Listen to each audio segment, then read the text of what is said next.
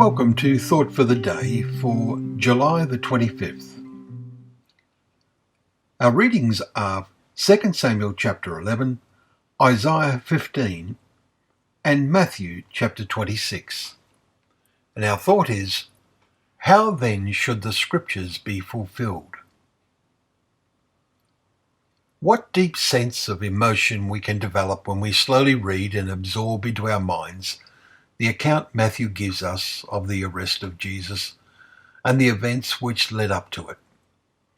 It is a rather detailed description, and if we then add in the accounts of the other Gospels, especially John's, we get a thought-absorbing picture. In the middle of the night, when Judas arrives, and with him a great crowd with swords and clubs from the chief priests and elders, we read in chapter 26 and verse 47, there is one desperate attempt by one of the shocked disciples to use a sword he has, and Jesus rebukes him. Put your sword back into its place, for all who take the sword will perish by the sword, as he says in verse 52. To be in service to Jesus is vastly different than it was to be in service to David. There can be no physical resistance for a follower of Christ. If it is God's will that the arrest be prevented, Jesus said, God will at once send me more than 12 legions of angels. And so he will, but that will be when Jesus returns. In all these awesome events in the middle of the night, Jesus is in total control. The vital factor we see in this is the absolute awareness by Jesus of what his Father had caused certain prophets to write, especially Isaiah, also David in certain of his Psalms.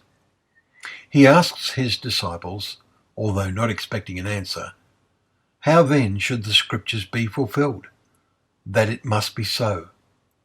Verse 54. And so they were fulfilled. But the scriptures will also be fulfilled when a whole host of angels will be sent at the time of his return. Note his declaration to the high priest when brought before him. I tell you, you will see the Son of Man seated at the right hand of power and coming on the clouds of heaven. The high priest tore his robes and said, He has uttered blasphemy. Today the great majority will say to us if we say something like this, you have uttered nonsense, but they have no thought in their minds at all that the scripture will be fulfilled. Do you really believe they will? If you say yes, then you will prove that you mean it by how you live your life. Thank you for joining us once more for Thought for the Day. May God bless you.